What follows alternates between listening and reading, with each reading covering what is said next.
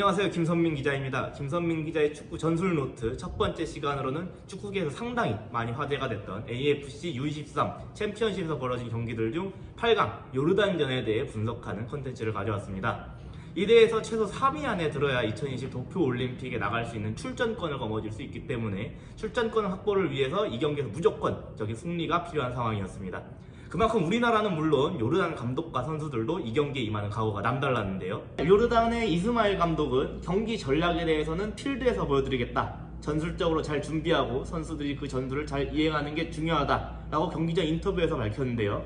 축구는 감독 노름이라는 말이 있죠. 축구에 있어 감독의 전술적 능력은 경기의 한 방을 결정지을 수 있을 만큼 중요하다고 볼 수 있습니다. 이스마일 감독은 경기 전 인터뷰를 통해 전력적으로 한국에 비해 약세로 평가받는 요르단을 이끌고 있으나 이를 전술로 커버하겠다라는 암시를 줬습니다. 대한민국은 이 경기에 4-2-3-1에 해당하는 포메이션을 준비를 했습니다. 이 중 풀백들 사이의 역할에 상당히 차이가 있었는데요. 김진야 선수는 윙어 출신인 만큼 자신의 공격적인 재능을 살려 이유현에 비해 상당히 전진적으로 올라가는 모습을 많이 보였습니다. 반면 이유현 선수는 거의 3백에 가까울 정도로 수비적인 모습을 보였습니다. 수비 시에는 대한민국은 4-4-2 포메이션으로 전환됐는데요. 조규성, 김진규가 앞으로, 김대원이 좌측 윙어에, 이동준이 우측 윙어에 포진됐습니다. 4-4-2는 측면에 두 줄을 세울 수 있어 측면 수비에 매우 뛰어난 모습을 보이고 선수 간 간격 유지만 잘 이뤄진다면 전체적으로도 정말 단단한 수비력을 보여주는 만큼 아틀레티코 마드리드 등 많은 축구팀들도 애용하는 포메이션입니다. 반면 요르단은 5-2-3 포메이션을 들고 나왔습니다. 요르단은 좌측 위주로 공격을 진행했는데요. 대한민국의 거센 압박에 의해 자신들이 원하는 대로 볼 전개가 제대로 되지는 않았으나 간헐적으로 7번인 오마르 하니에게 볼이 투입되는 경우가 잦았습니다. 그러나 이 선수는 수비적인 롤을 맡은 이유현이 항상 견제하고 있어 효과적으로 공격을 진행하기는 어려웠습니다. 오마르 하니가 자신의 진영을 수비하기 위해 내려올 때에만 이유현도 그에 맞춰서 함께 공격에 가담하기 위해 올라가는 모습을 경기 내에서 확인할 수 있었습니다. 요르단의 좌측 윙백으로 나선 아티에의 존재도 요르단의 좌측 공격에 한몫한 것으로 보입니다. 아티에는 본래 미드필더나 윙포워드 등을 맡던 선수였으나 이번 경기에서는 좌측 윙백으로 출전해 측면 공격에 힘을 실었습니다. 대한민국도 좌측에 김대원, 맹성웅, 김진야 등 공격적인 자원들을 두면서 좌측 공격으로 활로를 차지를 했습니다. 반면 우측에는 원두재, 이유현 선수들에게 상대적으로 수비적인 롤을 맡기면서 수비를 굳히려 했습니다.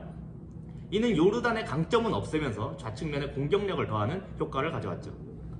요르단의 3-2에 맞서 우리 쪽은 변칙적인 4백을 활용해 이유현, 정태욱, 이상민을 후방에 배치, 요르단의 역습에 대비했습니다. 마찬가지로 요르단도 3백을 사용하면서 우리나라의 3톱을 견제함과 동시에 좌우 윙백을 두어 우리나라의 측면 공격에 대비하는 모습을 보이면서 우리나라보다는 조금 더 수비지향적인 모습을 보였습니다.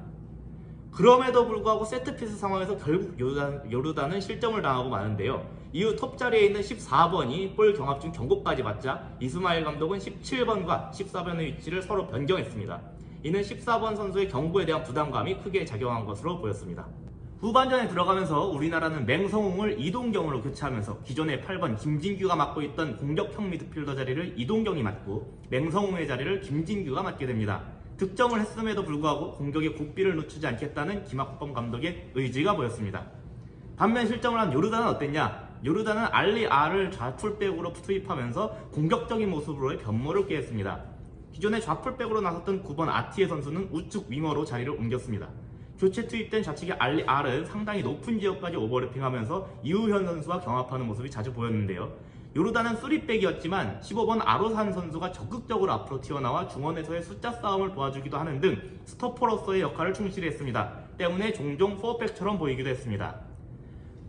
포메이션은 5-2-3에 가까웠지만 우측 윙어에 위치한 아티에 선수가 측면과 중앙에서 왕성한 활동량을 보이며 중원 숫자 싸움에 가담하는 경우가 많아 마치 5-3-2처럼 보이는 경우도 종종 있었습니다.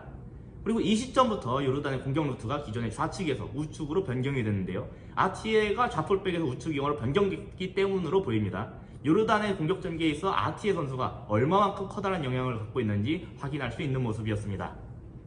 최초에는 아티에 선수에게 측면 풀백 자리에서 공수 양면에 도움을 주는 움직임을 기대했지만 요르단이 수세에 몰리는 상황이 찾아 아티에 선수가 수비에 집중하느라 공격적인 능력을 펼치지 못하고 있어 포지션상의 변경을 통해 아티에 선수가 공격에 집중할 수 있게끔 만든 것으로 보입니다. 이에 맞춰 대한민국은 이동준을 오세훈으로 교체하면서 4-4-1-1 혹은 4-4-2로 바꿨습니다. 오세훈이 최전방을 맡고 조규성이 우측 윙어로, 이동경이 톱 혹은 처진 스트라이커처럼 움직였으며 김대원이 좌측 윙어에 배치되었습니다. 스트라이커인 조규성을 우측 윙어로 배치하면서 오버래핑을 자주 시도하는 요르단의 2번 알리알이 마음대로 올라오지 못하도록 제어하는 효과도 노린 것으로 보입니다. 만약 지나치게 많이 나왔다면 조규성의 전방이 비게 될 것이라 공수 양면에서 부담을 줄 수 있게 됐습니다. 사우디가 2번과 9번을 통해 좌우측 사이드를 공격하려 하자 측면에 두 줄을 세우는 포메이션을 전환한 김학범 감독의 전략적 판단으로 보입니다. 그럼에도 불구하고 사우디의 전술이 통합니다. 김진야 선수와 김대원이 함께 아티에 선수를 압박했음에도 불구하고 아티에 선수가 이를 개인 능력으로 풀어내 알 나이마트 선수에게 볼을 투입하는데 성공을 합니다. 그리고 이것이 그대로 골까지 이어졌는데요. 아티에 선수가 개인 능력으로 중앙까지 들어오자 4번 이상민 선수까지 이를 압박하기 위해 앞으로 나오면서 그대로 나이마트에게 공간을 허용한 것입니다. 사실상 아티에 선수 혼자서 우리나라 수비진 3명을 녹여냈다라고 평가할 수 있겠습니다. 그래서 골은 나이마트 선수가 넣었는데도 화면에서 아티에 선수를 훨씬 더 오래 비춰졌는데 바로 이러한 모습 때문이었습니다. 실점 이후 이번 이유연 선수는 기존의 수비적인 역할에서 벗어나 많이 오버래핑하는 모습을 보였습니다. 이로 인해 조규성이 조금 더 안쪽에서 공격적인 역할에 집중할 수 있게끔 됐습니다. 조규성과 이동경은 상황에 따라 종종 서로의 위치를 바꾸면서 요르단 수비진에 혼란을 주려는 모습을 보였습니다. 김학범 감독은 마지막으로 중앙 미드필더의 변화를 주는데요. 좌측 중앙 미드필더로를 맡고 있는 김진규를 빼고 정승원을 투입했습니다. 체력적인 문제도 물론 있겠지만 우리의 좌측면을 노리면서 계속해서 위협적인 모습을 보이는 요르단의 9번 아티에 선수를 조금 더 효과적으로 제어하기 위한 수비력 증강을 함께 노린 것으로 보입니다. 이 교체와 함께 포메이션이 4-3-3 혹은 4-2-1-3처럼 변형이 됩니다. 오세훈이 버티면서 좌우측에서 김대원과 조규성이 침투하는 모습을 자주 가져갔습니다. 이동경은 아주 공격적인 중미처럼 뛰면서 또한 정승원의 투입을 통해 김대원을 조금 더 공격적으로 올리는 것도 가능해졌습니다. 반면 요르단은 전반처럼 다시금 완전한 선수비 후역습을 기본 전술로 변경을 했습니다. 하지만 결국 전방의 공격 숫자를 많이 늘리면서 오세훈에게 연결된 볼을 이동경에게 투입하는 것에 성공, 이동경이 좋은 위치에서 프리킥을 얻어내며 극적으로 추가골을 넣어 대한민국이 결국 승리를 거머쥐는 데 성공을 하게 됩니다. 비록 요르단은 경기 막판에 침대 축구를 시전했다는 등 많은 비판을 받곤 했지만 자신들에 비해 강팀으로 평가받는 우리나라를 상대하기 위해 상당히 치밀하게 전술을 준비해왔고 그걸 실현하기 위해 노력한 흔적이 보였다는 점에서 충분히 박수를 받을 만한 상대였다. 전 그렇게 생각을 합니다.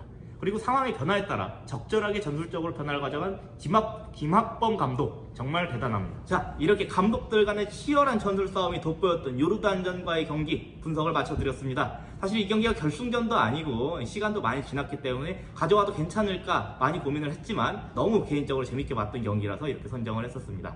다음에는 최근 인천 유나이티드로 부임한 이만석 감독에 대해 알아보는 콘텐츠를 준비할 예정이니 많은 관심과 시청 부탁드립니다. 구독과 좋아요 부탁드리겠습니다. 감사합니다.